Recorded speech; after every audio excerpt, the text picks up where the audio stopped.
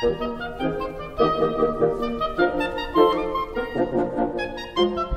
the program, which shows all the various papers that are about to be given. We'll try and get as many opportunities for questions from the floor as possible, because undoubtedly there'll be some. Just so that you know, everybody, this is Carl Hendel here, who's our Chief Programmer at BookZangle. He's available throughout the day for questions and expert inputs, re-file servers and so on. Tim Jones over here is our expert on eBay interfacing via our database and file server. Tim's a full bottle on eBay and has been listing there for years. Phil Israel, sitting next to Tim, is giving the welcoming and the opening keynote speech. Phil's a very experienced online bookseller, and feel free to ask him any questions you want, particularly in relation to bigger sites like Amazon and eBay and places like that. Right at the back there in the bright purple shirt is David Cyber. He's come up from Melbourne. He's going to be talking about readerware and other photos, pictures and that sort of thing. Who have I missed? Peter McMahon here. Stick your hand up, Peter. Peter's come up from Bowral Way and he's going to be talking about Fish Pond, which is an interesting site that everybody should think about, and he'll be talking briefly about Amazon as well. Any other of our experts I've missed? Hello everybody. We're about to start the, is that okay, Randy, for sound from there? We're about to start, ladies and gentlemen. It's right on 10:30, and you've got the schedule on the first page of your program there, and we'll try and stick to that as close as we can during the day. We've got a lot of territory to cover. Firstly and foremost, thank you to everybody for coming. It's terrific to see such a turnout. There's still a few who are coming in, be here by about 11, and we should have around about 60 booksellers here. I've checked the internet, scrolled around via Google, and I've not been able to find anywhere a bookselling seminar that is dedicated pretty well exclusively to online bookselling software tools. That's anywhere in the world. There's things like the Colorado Book Seminar, which of course concentrates a little bit on the technical aspect of things, but I haven't been able to find a seminar quite like this one anywhere. So once again, we're the world first, as we should be. We have Tim Davies here. Welcome, Tim. This is Tim over here. Tim's from eBay. There's going to be quite a lot of talk about eBay today. It's not all about eBay, just as it's not all about our BookZangle side. But Tim is here to answer questions about eBay. We do have a paper later on indicating how we've created software enabling you to put all your listings on eBay very simply and in automated fashion. And there's a case study of my own, which has knocked my socks off. I put all my books on eBay and it sold $6,000–7,000 in 2 weeks. So that completely astonished me. I had no idea the results would be quite like that. Today we've got the schedule as is in there. The opening address is going to be given by Phil Israel, who I'm sorry to say is already on his first Heineken, so by lunchtime he's probably going to be pretty well non-compos mentis. But he's going to give the welcoming address and the keynote address, and then we'll sail into the practical points as are there. We're available all day here, particularly during the lunch break. I'll be here. Tim Jones will be here. He's from BookZangle as well. We've got other folk who are giving papers. David Cyber at the back in the very sober shirt. Peter McMahon at the back is giving papers. Carl Hendel at the front here is our chief programmer at BookZangle, and he's the clever person who's put together most of the file server routines that we use, or all of them really. And welcome to everybody from interstate in particular. We've got people from South Australia, we've got people from Queensland, we've got people from ACT, we've got people who've come up from Melbourne. So thank you for that. And we have Luella Kerr is here today representing ANZAB, which we'll be speaking to briefly, and there are some ANZAB brochures out the front. And a little later on, I'm hoping that Paul Anderson from Books and Collectibles will be here, and Paul McShane will be here soon from Biblioz and Skippy Post, all of which will be mentioned throughout today. We'll try and keep as much room as we can open for questions, but the main purpose of today's meeting is to look at software tools for booksellers. I mean, let's face it, most of us who have got bookshops, B&Ms, if you look at the front window, it's plastered with with signs, you know, sort of stop coal mining and save the whale and save the six-legged bandicoot and all that sort of stuff. Mostly you can't even see there's any books inside. They're so covered with this sort of stuff are our bookshops. And most of us over the years have sort of helped causes that relate to saving endangered species without realising that we were about to become one. The second-hand bookseller of all professions is very much an endangered species, and we're in danger of extinction. We've got Kindles, we've got e-readers, we've got huge mega sellers who are selling millions of books online for a cent each. We can do one of two things. We can just say, oh, that's all too much for us, and just roll over and die if we want to. Some have actually done that. Or we can say, no, we're going to fight back, and we're going to create our own software environments that can compete with our own quality material, because everybody in this room is a quality bookseller, different sort of booksellers, but quality booksellers. Let's create the tools that we need to compete with these guys so that we can stand shoulder to shoulder with them with our own automated procedures, rather than relying on the antiquated procedures that served us well in the past, but which are no longer able to deal with multiple listings on eBay and Amazon and all that sort of stuff. Let's join in other words, rather than just accept defeat. That's the motto, if you like, of today's conference. So that's it from me. My name's Guy Weller. I'm from Mr Pickwick's Books in Katoomba. I'm the host for today. I'll be representing BookZangle as well. We've got a lot of papers to get through, but I'm going to ask Phil Israel now to pop up and give the welcoming address. Many of you will know Phil. He represented Aid Books out here for a number of years and organised seminars around the country. He's a big lister himself, a very good lister. His stuff is all quality. I know, we put it all for him on eBay. And it's good stuff. Phil lists on dozens of different sites. He's one of our biggest online listers in Australia, and nobody is better suited really to give the overview of online bookselling, I think, in Australia than Philip Israel of Lura Books.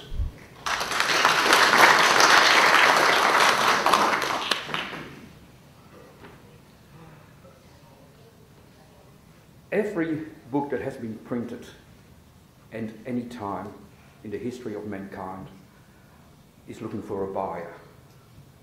And the internet will do that for you. All you have to do is find the buyer. And that, of course, can give you a few problems, finding the right buyer. 20 years ago, it was a lot easier than today. 20 years ago, there was one website called Bookfinder. And that was for real book dealers, not people who were selling riff-raff like Mills and Boons and Da Vinci Co. No, these were for real book dealers. And people who love books, really love books, knew about Bookfinder. No one else did, but the real people that mattered knew about Bookfinder. So if you wanted to get a book that was, say, second edition and there was a misspelling on page 37, the word monsoon, they only put 2 O's instead of 3 O's, count them. Yeah. No, 1 O left out. That's the book that everybody wanted, and they were going to pay big money for it. The fact that somebody might just want to buy the book just to read it, that didn't occur. I mean, if you didn't have the missing word, the missing letter, wasting your time, just forget about it, right? So, what happened was that you would get all these people just getting very proud, and they don't want to know about the so-called outside world. It was easy in those days. You would go to garage sales or deceased estates. Well, the person is dead, obviously, so you could do a good deal because they wouldn't argue. And you would buy the books, choose what you want, pick 2 or 3 books, and you think, yep, I'll put it on Bookfinder, put it on Sunday afternoon, Sunday night, after Heineken, see? Yeah? Mm-hmm. And Monday morning, they will be sold. Just gone. End of story, money in the bank. Well, you had to wait 4 weeks, but it would come through American banks and then English banks, Chinese. But in the end, you would get the money, so it was really good. So it was easy. So you did your sums. You said, well, if I sell 3 books every week and I get $100 for each book, that's $300. So if I sell 6 books, that's $600. So you start sort of calculating it. So you thought, well, if I have 1,000 books, I should make $1.4 million a week. So a few people started to wake up to the fact and started to put books on. But something funny happened. It was that the The books went up, but your income didn't go up accordingly, right? It just went up a little bit, but you know, it was still good. And keeping in mind, Bookfinder was the only one available for the book dealers, the real book dealers. And then something happened. Amazon came across the horizon and bought Bookfinder. And all of a sudden, the whole thing changed dramatically. I mean, these changes haven't really happened overnight, as the TV commercial says. It doesn't happen overnight, but it does happen. Changes are happening all the time. Even while we're sitting here, it's changing, right? And you don't even see it coming. So Amazon bought it, and they came up with this fantastic new rule that if you were living outside America, and keeping in mind that Bookfinder was looking after every book dealer in Europe, well, outside America, everyone, well, you couldn't join. Amazon, no, you can't join, unless you have an American address, unless you have an American bank account, American accountant, American birthday. So all of a sudden, all the book dealers, welcome, how are you? Fine, good to see you. I'll just have a drink for you too. So all of a sudden, all these book dealers outside America found themselves with no avenue. What would they do with their books? And in comes 8 books. No one had ever heard of 8 books, but they were fantastic. They said, look, we're taking over, we know you're a book dealer, so what you do is you send us your data file that you used for Bookfinder. Now, no one really knew what a data file was, but anyway, they told us what it was, sent it to us, and then they just did. They uploaded it for all the book dealers, and within a couple of months, everybody was happy again. Meanwhile, Amazon in their wisdom thought, well, Bookfinder is good, why don't we just kill it off? And they did, and it was dead in the water within 2 or 3 months. It was gone. So now it was just 8 books happening in a big way. And all of a sudden, we started to get other book dealers, not the real book dealers, not the antiquarian book dealers, but the mums and dads were sort of joining in. And there was a whole kerfuffle about that on the forum, which was a very friendly forum in the old days when I was young, not like what it is now. And people were discussing this situation, and they said, oh, you know, it's the end of books on the internet. Because these people, they found 30 books, you know, upstairs somewhere, and they put them on Abe. It's just lowering the whole tone. I mean, no, Abe just has to stop this. Abe has to stop it. It's for book dealers, right?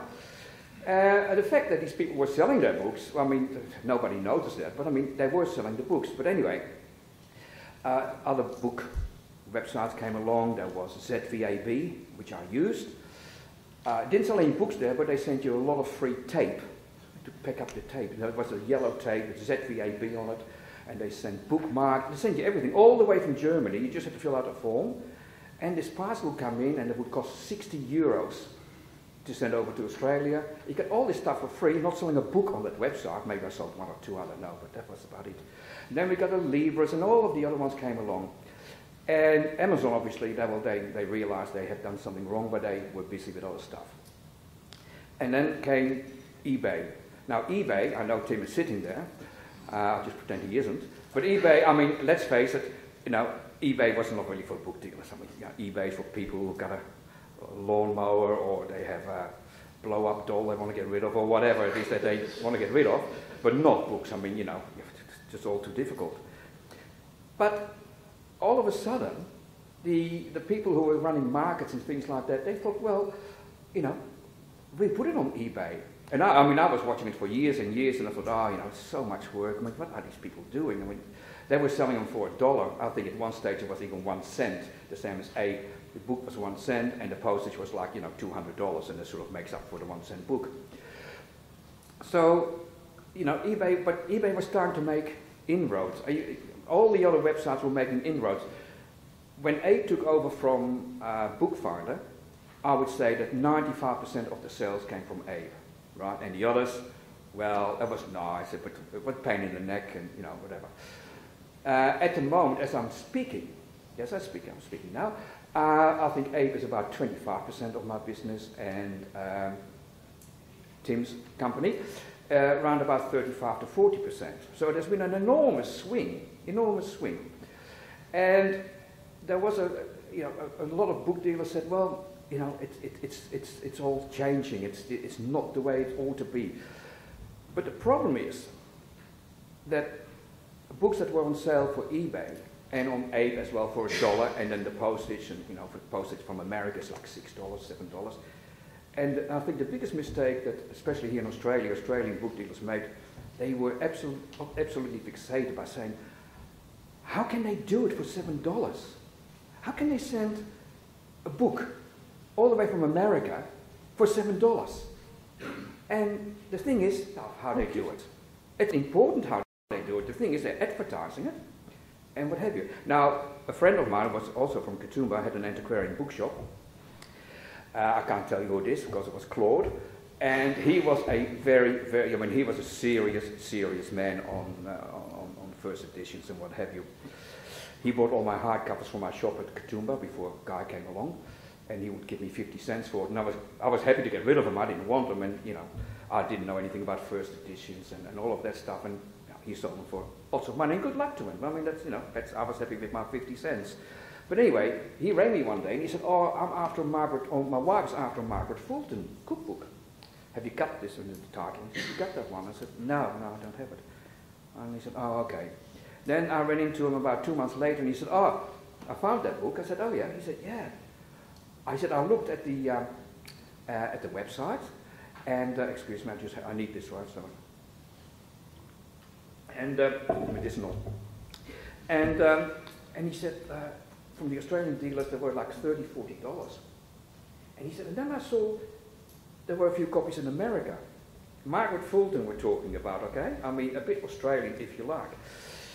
And he said, World of Books it was. They had it for $1 and $7.50 postage. And he thought, well, it's not for a customer, it's for my wife. She only wanted 2 recipes, so, you know, how much was $8.50? Who cares? And matter of fact, it wasn't $8.50, it was like $7.90 because the Australian dollar was really high, so he did, yeah, it was all right. The parcel came in within 5 days. The book was brand new, was packed, and he had it. The thing is, we seem to think, or a lot of Australian dealers, or book dealers in general, think, oh, well, people don't want this book. People don't want this. They don't want, you can get this book anywhere. And the more people think that way, the more book dealers think that way, the less available that book is. Because, like the Da Vinci Code, for instance, I mean, I've thrown out, what, 300-400 Da Vinci Codes, but I also got 6 on the internet, all different prices, because eBay doesn't like the same price if you have the same book 6 times. So there's a bit of a trick here. Instead of $5, you do $4.95, $4. You make it note there, Tim? $4.90, $4.95, $5, $5, $5, $5.10, $5.15. 5 different books. Okay, good. Thank you. So you can do it that way, and we sell a lot of Da Vinci Codes. So when I need some more, I just go to the rubbish bin and pick some more out and sell them. But you mustn't make the mistake to think that because there's so many, I mean, so many times you read on the forum, or I'm talking about the Ape forum at the moment, that you know, I look at what's available, and there are 1,200 available. Yes, and make it 1,201 because you're trying to build up your name and your bookshop and your future. And you're not, I mean, you can't go into a bookshop really and say, a customer comes in and says, "Oh, have you got a Da Vinci Code?" No. It only sold 600 million copies, but why would I have? Because you can buy it somewhere else. Well, you know, I'm in business, so I sell Da Vinci Code. When I first started, I thought, well, I'm just getting the right books, the proper books. Now we list everything. The only thing I'm not listing, and I'm going to change my mind on that, is the Reader's Digest condensed books, the 4 stories in one. And I'm going to do it. I was thinking, sitting on the train this morning, and I thought, why not? Why not? You know, $10, $5 postage. They're good stories. I mean, with a nice jacket, so I'm going to give it a go because I've thrown so many of them out. That's the only one that I'm not, that I don't have on my internet, available on the internet. But I digress. So now I've lost the plot altogether. It doesn't matter. So yeah, you have to be, if you're serious about it, you have to have everything available to the public. Oh goodness, wait a minute. Anyway, so I'll just wrap it up now, because I can stand here for hours. But the thing is, you got all this stuff available to you, all these websites, all these people out there wanting to buy books that you have, right? Oh, that's what I was going to say. I picked up a little leaflet book, 10 pages, egg meat roof tiles. It's like Acme from the, TV, that Roadrunner person, right? And I remember looking at it, I said, no, I'll put it on. And I thought, well, so I put $20 on it, sold it within 24 hours to someone in America. I mean, you go and figure it. I mean, I don't know. I'm not the one to tell people what they can buy or what they can't buy, right? How to grow tomatoes in Tasmania? Went to Italy. Figure it out, I don't know, I've sold the book. But to pull all this together, and now comes the BookZangle thing, so Guy will give me an extra minute or so, because this is really important. You just need somewhere to put all of this stuff together, because if you go by yourself to eBay, to Amazon, Amazon USA, Amazon UK, Amazon Spain, Amazon France, Amazon Italy, Amazon Germany, and I'll talk about Amazon later on when I've, about the acceptance through a program that I use, which is part of which is the Phil's people, but I'm switching over to Guy shortly. All of those things, right, they are available, but they all have different, I'm not even talking about fish pond, and what a nightmare that was in the last 2 weeks. They all have different things, you have to do it differently. So it'd be great if someone is mad enough to spend their time and fix up programs like Kyle does, so that you can just upload with one little button thing, beep, and then you can have a Heineken, and you sit back, and the orders come in. And I'm sure that Guy will talk a bit more about BookZangle, but I've been an A person for, I don't know, 20 years or so, and Guy's been trying to get me over to BookZangle, and I just said, yeah, whatever, and he would buy me a couple of Heinekens, and I said, yeah, of course. But since we got eBay going through BookZangle, which has been absolutely fantastic, and now we got Fish Pond, which is an absolute nightmare, but that's not BookZangle's fault, that's Fish Pond's fault. Life can make life really, really very easy. You can choose what you like, when you like it, where you like it. So on that note, I think my 2 minutes are up. No, yeah, last 2 minutes are up. I'll take my Heineken and I thank you.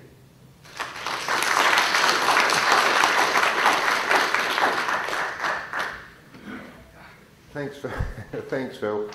You're I'm afraid poor old Llewellyn Kerr's sitting over there representing ANZAB today. I'm afraid your decision to start listing Reader's Digest condensed books on all your sites has probably ruined your chances of joining that organisation. But still, good luck with that one. My Reader's Digest condensed outside my Mr Pickwick shop in Katoomba. I've got a big bench that people sit on. I put them out there, and they disappear at once. But tell me if you have any luck. I'll be interested to hear. But guys, the first paper for today, thank you, Phil. As I've said, Phil really has listed everywhere, as they say in the song, he's been everywhere, man. And he's had extensive experience of just about all the sites, and his books are by no means penny rubbish. He's got an excellent range of books, and he has to fit different types of marketplaces to make them suit. And he's done very well with that. We've been able to give him a hand, as he mentioned, with the BookZangle consolidated software, but more of that later.